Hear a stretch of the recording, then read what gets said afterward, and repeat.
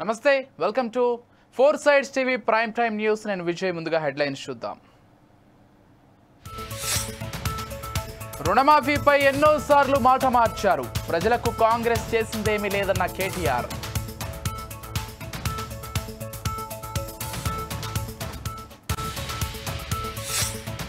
పవన్ కళ్యాణ్ సినిమాలను ఆపే దమ్ము ఎవరికీ లేదు. Dil Raju hot comments.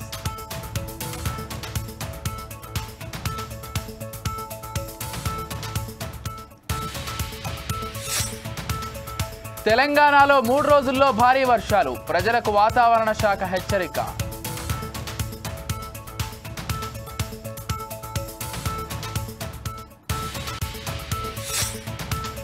దేశంలో పెరుగుతున్న కోవిడ్ కేసులు. ఇప్పటి వరకు 7 మృతి.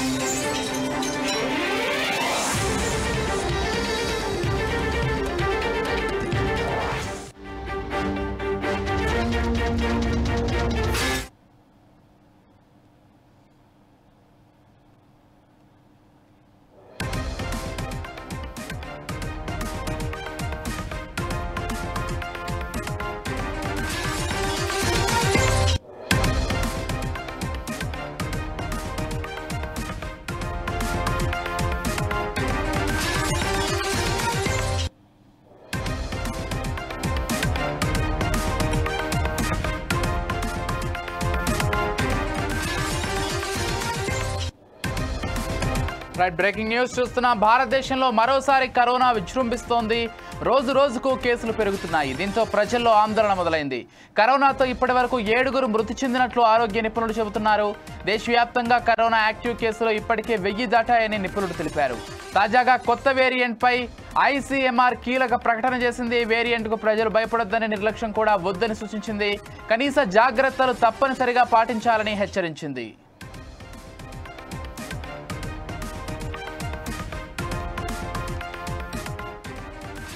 రైట్, ఇక దేశంలో ప్రస్తుత కరోనా సిచ్యువేషన్ కి సంబంధించి మరింత సమాచారం అందించడానికి మా ప్రతినిధి లెనిన్ ఫోన్ ద్వారా సిద్ధంగా ఉన్నారు. చెప్పండి లెనిన్.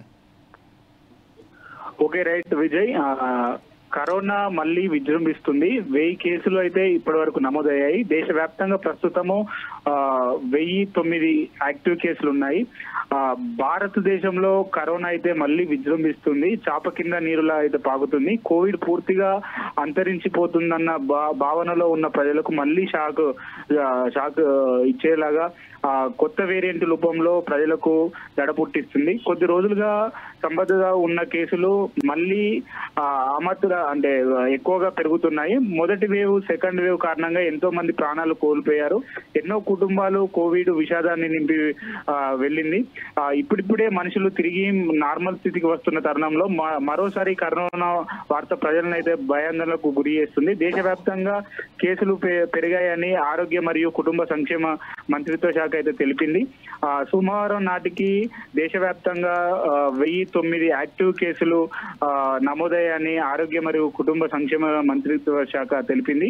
ఇటీవల 752 కేసులు ఉండగా సడన్ గా ఆ సంఖ్య 1000కి పైగా దాటిపోయింది. దీంతో మరోసారి ప్రజల్లో భయాందోళన అయితే మొదలైంది. లాక్డౌన్ లాంటి పరిస్థితులు తలెత్తుతాయేమో అని ఆలోచన అయితే మొదలైంది. ప్రభుత్వ గణాంకాల ప్రకారం ప్రస్తుతము అత్యధికంగా కేరళలో 430 యాక్టివ్ కేసులు నమోదైనట్లు ఆరోగ్య శాఖ అయితే పేర్కొంది. కేరళ అగ్రస్థానంలో ఉన్నట్లుగా చెప్పింది. ఇక పశ్చిమ బెంగాల్లో 11 యాక్టివ్ కేసులు అయితే ఉన్నట్టు పేర్కొంది. రోగులంతా శ్వాస సంబంధిత సమస్యలతో బాధపడుతున్నట్లుగా ఆరోగ్య శాఖ అయితే గుర్తించింది. ప్రస్తుతం రోగులు ప్రభుత్వ, ప్రైవేటు ఆసుపత్రుల్లో చికిత్స అయితే పొందుతున్నారు. ఇక పెరుగుతున్న కోవిడ్ కేసులతో భయపడాల్సిన అవసరం లేదని ఢిల్లీ ముఖ్యమంత్రి లేఖా గుప్తా తెలిపారు. ప్రస్తుతం ఢిల్లీలో 104 కేసులు ఉన్నాయి. వీటిని ఎదుర్కోవడానికి ఆసుపత్రులు సిద్ధంగా ఉన్నాయని, ప్రజలకు ఎలాంటి ఆందోళన అక్కర్లేదని పేర్కొంది.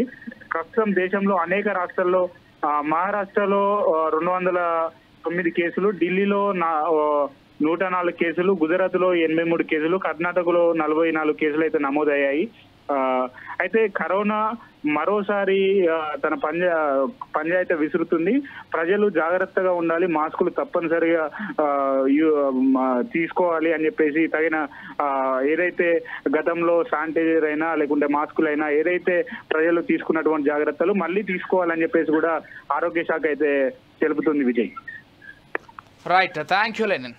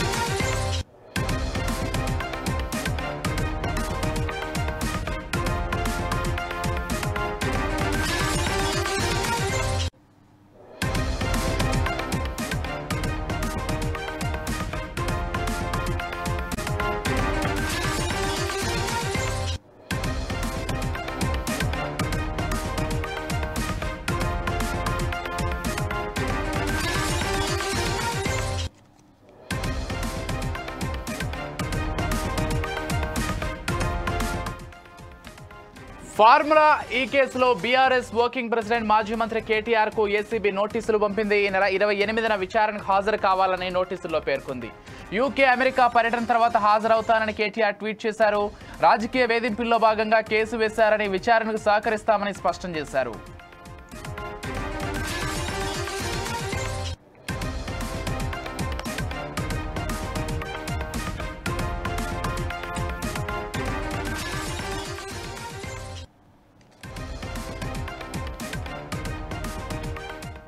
ఫార్ములా ఈ కేసులో బీఆర్ఎస్ వర్కింగ్ ప్రెసిడెంట్ మాజీ మంత్రి కేటీఆర్ ఏసీబీ నోటీసులు పంపింది. ఈ నెల 28న విచారణకు హాజరు కావాలని నోటీసుల్లో పేర్కొంది. యూకే, అమెరికా పర్యటన తర్వాత హాజరవుతానని కేటీఆర్ ట్వీట్ చేశారు. రాజకీయ వేధింపుల్లో భాగంగా కేసు వేశారని, విచారణకు సహకరిస్తానని స్పష్టం చేశారు.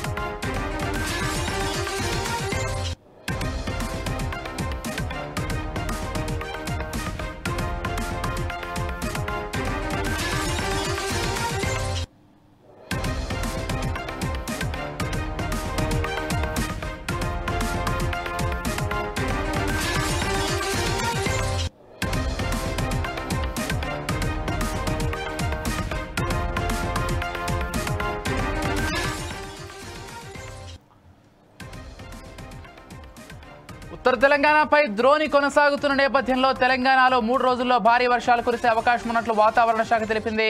ఉమ్మడి ఆదిలాబాద్, నిజామాబాద్, వరంగల్, ఖమ్మం, వికారాబాద్, సంగారెడ్డి, మెదక్ జిల్లాల్లో పలు చోట్ల భారీ వర్షాలు కురిసే అవకాశం ఉందని వాతావరణ శాఖ తెలిపింది. ఈ మేరకు ఆయా జిల్లాల్లో ఎల్లో అలర్ట్ జారీ చేసింది. మంగళవారం పశ్చిమ మధ్య బంగాళాఖాతంలో అల్పపీడనం ఏర్పడే అవకాశం ఉందని తెలిపింది. అల్పపీడనం కారణంగా రాష్ట్ర వ్యాప్తంగా 4 రోజులు వర్షాలు పడతాయని వెల్లడించింది. ఇదే అంశానికి సంబంధించి మరింత సమాచారం అందించడానికి మా ప్రతినిధి లెనిన్ సిద్ధంగా ఉన్నారు ఫోన్ ద్వారా. ఎస్, చెప్పండి లెనిన్. లెనిన్,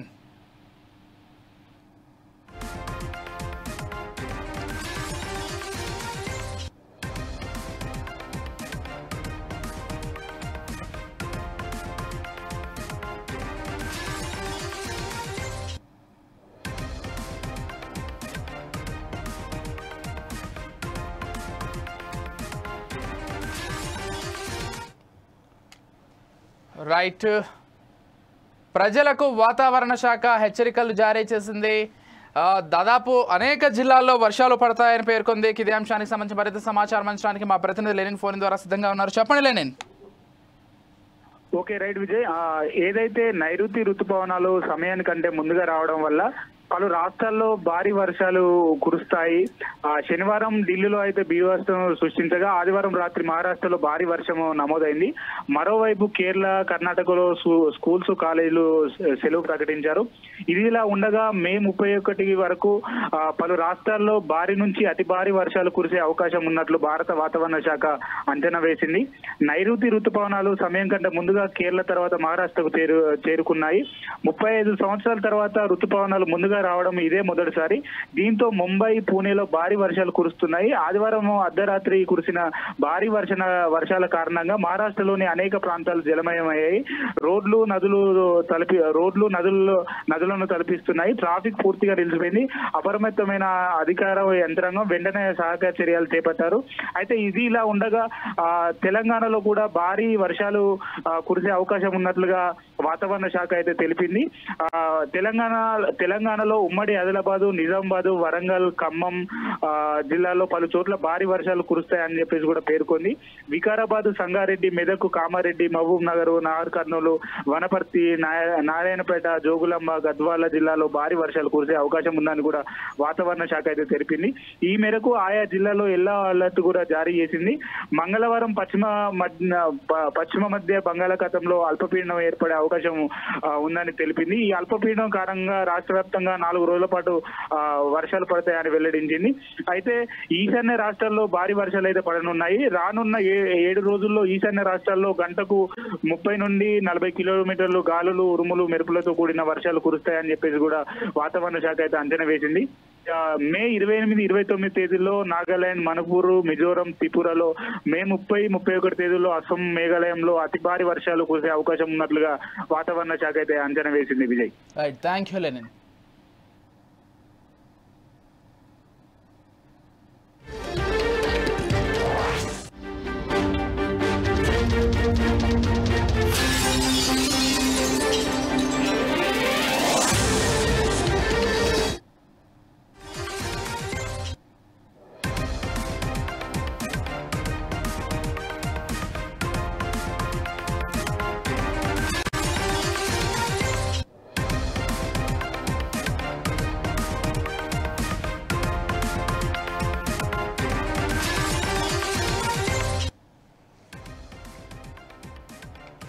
నంబాల కేశవరావు ఎన్కౌంటర్పై మావోయిస్ట్ పార్టీ సంచలన లేఖ విడుదల చేసింది.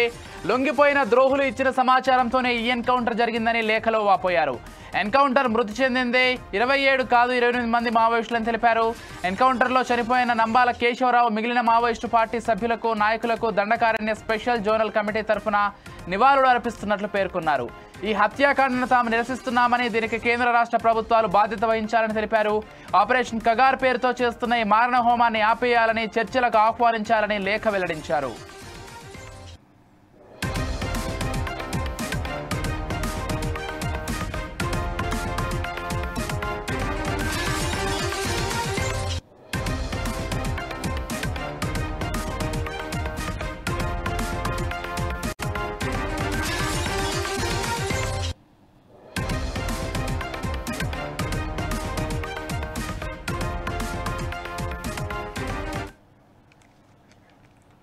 తెలంగాణలో ఉప ఎన్నికలు వస్తే గద్వాల్లో మళ్ళీ గులాబీ జెండా ఎగరేస్తామని బీఆర్ఎస్ వర్కింగ్ ప్రెసిడెంట్ మాజీ మంత్రి కేటీఆర్ అన్నారు.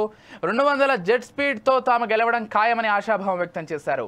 రుణమాఫీ పూర్తిగా అమలు చేయకుండా రేవంత్ ప్రభుత్వం గొప్పలు చెప్పుకుంటోందని కేటీఆర్ విమర్శలు చేశారు. ఈ శతాబ్దపు అతిపెద్ద మోసం కాంగ్రెస్ పార్టీ ఇచ్చిన అభయహస్తమని ఆయన ఆరోపించారు. మీ ఉత్సాహం చూస్తూ ఉంటే తప్పకుండా తొందరలోనే గద్వాలలో మీ ఎమ్మెల్యే గారు పార్టీ మారి మోసం చేసిన దానికి ఉప ఎన్నిక రావాలి. మళ్ళీ ఖచ్చితంగా మన గులాబీ జెండా ఎగరాలి. ఖచ్చితంగా ఒక సామాన్య కార్యకర్తను పెట్టి, ఒక నాయకుడిని పెట్టి తప్పకుండా అక్కడ గులాబీ జెండా మీరు ఎగరేస్తారనే నమ్మకం కూడా నాకు కలుగుతా ఉంది. నిజంగా గత 18 నెలల పరిపాలన చూస్తే మనందరికీ ఒక విషయం స్పష్టంగా అర్థమైంది, రాష్ట్రంలోని ప్రజలకు కూడా స్పష్టంగా అర్థమైనది. ఈ శతాబ్దపు అతిపెద్ద మోసం ఏదన్నా ఉంది అంటే కాంగ్రెస్ పార్టీ ఇచ్చిన అభయహస్తం అనే మేనిఫెస్టో. 420 హామీలు ఇచ్చి ఎవరికి ఏది కావాలంటే అది చేస్తామని చెప్పి అరిచేతిలో వైకుంఠం చూపెట్టి ఆకాశంలో ఉన్న స్వర్గాన్ని కూడా మీ కాడికి తీసుకొస్తాం, మీ ఇంటి ముంగట పెడతామని చెప్పి పచ్చి అబద్ధాలు చెప్పి జూట మాటలు చెప్పి ఈ శతాబ్దపు అతిపెద్ద మోసాన్ని రాహుల్ గాంధీ వచ్చి, సోనియా గాంధీ వచ్చి, మల్లికార్జున్ ఖార్గే గారు వచ్చి, ప్రియాంక గాంధీ వచ్చి, సిద్ధరామయ్య వచ్చి, ఒకరు కాదు పెద్ద పెద్ద వాళ్ళందరూ వచ్చి రకరకాల డిక్లరేషన్లు, రకరకాల మాటలు, ఎన్ని పచ్చి అబద్ధాలు చెప్పి వాళ్ళ ప్రజలను మోసం చేసినారో ఒక్కసారి గుర్తు తెచ్చుకోమని చెప్పి నేను కోరుతా ఉన్నా.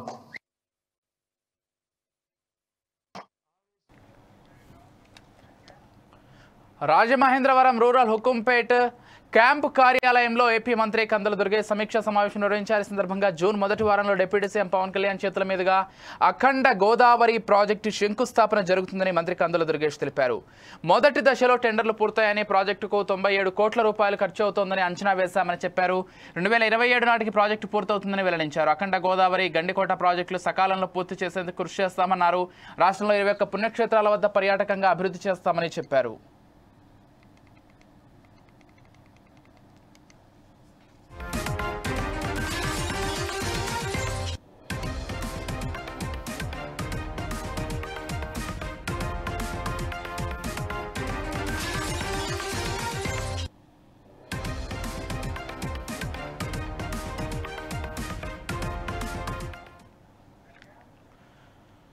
వైఎస్ఆర్ జిల్లా పేరును వైఎస్ఆర్ కడప జిల్లాగా మారుస్తూ ఏపీ ప్రభుత్వం జీవో జారీ చేసింది. ఈ నేపథ్యంలో వైఎస్ఆర్ జిల్లా పేరు మార్పుపై AP Congress chief YS Sharmila స్పందించారు.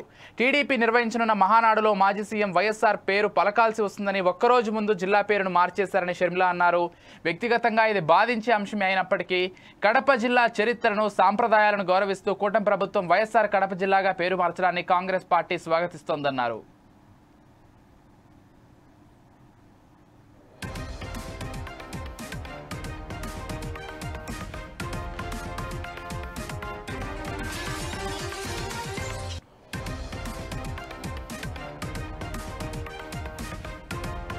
వైఎస్ఆర్ జిల్లా పేరును వైఎస్ఆర్ కడప జిల్లాగా పేరు మారుస్తూ ఏపీ ప్రభుత్వం జీవో జారీ చేసింది. ఈ నేపథ్యంలో వైఎస్ఆర్ జిల్లా పేరు మార్పుపై AP Congress chief YS Sharmila స్పందించారు. టీడీపీ నిర్వహించనున్న మహానాడులో మాజీ సీఎం వైఎస్ఆర్ పేరు పలకాల్సి వస్తుందని ఒక్కరోజు ముందు జిల్లా పేరునే మార్చేశారని షర్మిల అన్నారు. వ్యక్తిగతంగా ఇది బాధించే అంశమే అయినప్పటికీ కడప జిల్లా చరిత్రను, సాంప్రదాయాలను గౌరవిస్తూ కూటమి ప్రభుత్వం వైఎస్ఆర్ కడప జిల్లాగా పేరు మార్చడాన్ని కాంగ్రెస్ పార్టీ స్వాగతిస్తుందన్నారు.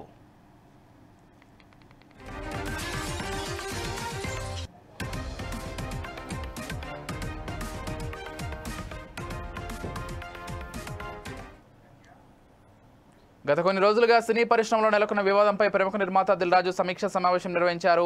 ఈ సందర్భంగా 9 రోజుల నుంచి సినీ పరిశ్రమలో జరుగుతున్న విషయాలపై ఏపీ మినిస్టర్ కందుల దుర్గేష్ ఇచ్చిన స్టేట్మెంట్ పట్ల కృతజ్ఞతలు తెలిపారు. సినిమా వాళ్లకు 2 తెలుగు ప్రభుత్వాలు ఎంతో ముఖ్యమని అన్నారు. సినీ పరిశ్రమ మేలు కోసం AP deputy CM Pawan Kalyan ఎంతో చేశారని చెప్పారు. చిత్ర పరిశ్రమలోని వివాదాలను యూనిటీగా పరిష్కరించుకోవాలని సూచించారు. సమస్యపై నిర్మాతలు, ఎగ్జిబిటర్లతో కలిపి కమిటీ వేస్తామని చెప్పారు. ప్రభుత్వం దృష్టికి అన్ని అంశాలు తీసుకువెళ్తామని ఆయన వెల్లడించారు. ఈ సందర్భంగా పవన్ కళ్యాణ్ సినిమా ముందు థియేటర్స్ బంద్ చేసే దమ్ము ఎవరికీ లేదని ఆయన అన్నారు. కళ్యాణ్ గారి సినిమా మీదకి ఇది డైవర్ట్ అయ్యి కళ్యాణ్ గారి సినిమాని ఇలా అనుకుంటున్నారు. దాంట్లో మేబీ నా పేరు డైరెక్ట్గా ఎక్కడా రాలేదు కానీ ఇండైరెక్ట్గానే వచ్చిందని అందరూ చెప్తున్నారు. కళ్యాణ్ గారి సినిమా ఆపే దమ్ము, ధైర్యం ఎవ్వడు ఆలోచించరు. ఎందుకంటే ఫస్ట్ థియేటర్లు బేసిక్గా ముయ్యరు. ఈ రోజు వరకు థియేటర్లు ముయ్యడం అనేది నా 30 ఏళ్ల సర్వీస్లో నేను చూడలే. షూటింగ్లు ఆపుకున్నాం, ఎందుకు మా బాధలు ఉన్నప్పుడు ఆపుకొని ఏమైనా సాల్వ్ చేసుకోవటానికి. కానీ థియేటర్లు ముయ్యడం అనేది ఈ రోజు వరకు జరగల. అది ఎపిసోడ్ కాస్త కళ్యాణ్ గారి సినిమా మీదకి తీసుకెళ్లారు. గవర్నమెంట్స్ కూడా అలాంటిది కమ్యూనికేట్ చేశారు మధ్యలో. సో ఎవరు అడ్వాంటేజ్లు ఏమున్నాయో ఇక్కడ తెలియదు. అడ్వాంటేజ్లు ఉన్న వాళ్ళు భయంతోనో భక్తితోనో కమ్యూనికేషన్ రాంగ్గా కమ్యూనికేట్ అయింది. సో అప్పుడు దుర్గేష్ గారు మినిస్టర్ నాతో మాట్లాడడం జరిగింది. ఆ రోజు కూడా నేను చెప్పాను, సార్ థియేటర్లు ముయ్యరు, అది జరిగింది. జాయింట్ మీటింగ్ ఉంది, ఈ జాయింట్ మీటింగ్లో క్లారిటీ వచ్చేస్తుంది. జాయింట్ మీటింగ్తో అందరూ యునానిమస్గా ఒప్పేసుకొని క్లోజ్ చేశారు. బట్ ఈ లోపలనే గవర్నమెంట్ సైడ్ నుంచి గవర్నమెంట్కి వెళ్ళిన కమ్యూనికేషన్ వల్ల థియేటర్లు ఇట్లా కళ్యాణ్ గారి సినిమాని ఇలా టార్గెట్ చేస్తున్నారు, ఇలా అనేది ఒక రాంగ్ కమ్యూనికేషన్ అని నేను అనుకుంటున్నాను. మరి అది వాళ్ళకి రాంగ్గా వెళ్ళిందా రైట్గా వెళ్ళిందా నాకు తెలియదు. But my point of views wrong కమ్యూనికేషన్తో కళ్యాణ్ గారి సినిమా మీదకి తీసుకెళ్ళారు. మే 30 అప్పటికే భైరవం అనౌన్స్ అయింది. జూన్ 5 కమల్ హాసన్ గారి సినిమా అనౌన్స్ అయింది. జూన్ 12 కళ్యాణ్ గారి సినిమా ఉంది. జూన్ 20 కుబేరా ఉంది. సో ఈ నెలంతా కంటిన్యూగా సినిమాలు ఉన్నాయి. అలాగే జూలై 4th మేము ముందు తమ్ముడు అనుకున్నాం, మన కింగ్డమ్ అనౌన్స్ చేశారు, దానికి మేము ఇంకా జూలై ఇంకో డేట్ చూస్తున్నాం. ఇలా జూన్, జూలై, ఆగస్ట్, సెప్టెంబర్ కంటిన్యూగా సినిమాల ఫ్లో ఉంది. ఈ టైంలో ఇండస్ట్రీని ఎలా మనం కాపాడుకోవాలి ఉన్న సినారియోలో ఏప్రిల్ మే అనేది is a main season for film industry. So ఇది టోటల్ ఎపిసోడ్. దీనికి ముందుగా నేను అందుకే దుర్గేష్ గారికి ముందు థ్యాంక్ చెప్పింది ఏంటంటే 9 రోజుల్లో ఎక్కడెక్కడో వెళ్తుంది. ఎందుకంటే సినిమా వాళ్ళకి 2 ప్రభుత్వాలు చాలా ఇంపార్టెంట్. ఇక్కడ కూడా నన్ను సీఎం రేవంత్ రెడ్డి గారు ఎఫ్డీసీ చైర్మన్గా పెట్టడానికి రీజనే అది. నేను చాలా బిజీగా ఉన్నంటే లేదు ప్రభుత్వానికి గవర్నమెంట్కి మధ్యలో నీలాంటి వాళ్ళు ఉంటే ఏ సమస్యలు ఉన్నా ఈజీగా కమ్యూనికేషన్ అవుతే సాల్వ్ అవుతుందని. అలాగే ఏపీలో మనం చూసాం. ఏపీలో అంతకుముందు ప్రతి ఒక్కదాన్ని భయపడుతూ ఉన్న తర్వాత కళ్యాణ్ గారు వచ్చి గవర్నమెంట్ ఫామ్ అయిన తర్వాత అప్పుడు నేను ఛాంబర్ ప్రెసిడెంట్ని, అందరినీ రమ్మంటే అందరం వెళ్ళి కళ్యాణ్ గారిని కలవడం కానీ కళ్యాణ్ గారు ఇండస్ట్రీకి చేసిన సపోర్టు మామూలుది కాదు. చెన్నైలో నిర్వహించిన వన్ నేషన్ వన్ ఎలక్షన్ సెమినార్లో AP deputy CM Pawan Kalyan పాల్గొన్నారు. వన్ నేషన్ వన్ ఎలక్షన్ దేశానికి అవసరమైన మార్పు అని పవన్ అన్నారు. దేశాన్ని ముందుకు తీసుకెళ్లే నాయకుడు పీఎం మోదీ అని తెలిపారు. భారత్కు ఉన్న సామర్థ్యం రీత్యా వన్ నేషన్ వన్ ఎలక్షన్ ఆచరణ సాధ్యమని తెలిపారు. ఈ క్రమంలో అవసరమైతే తమిళనాడులో ప్రచారం చేయడానికైనా తాను సిద్ధమేనని పవన్ కళ్యాణ్ స్పష్టం చేశారు. One nation and one election, ஒரே நாடு ஒரே தேர்தல் பற்றி பேசுறதுக்கு நம்ம எல்லாரும் கூடியிருக்கோம். இந்த ஒன் நேஷன் ஒன் எலெக்ஷன் பற்றி நிறைய பொய்யான தகவல்கள் பரப்பப்படுது, தவறான புரிதல்கள் உருவாக்கப்படுது. அது நம்ம ஜஸ்ட் லைக் இவிஎம்ஸ் எலெக்ஷன் டைமில் if you look at in TV and election results timeல அவர் ஜெயிச்சா EVM சூப்பர் பான் சொல்லுவாங்க, அவங்க தோத்தா EVM டேம்பர் பண்ணிருக்காங்கன்னு சொல்லுவாங்க.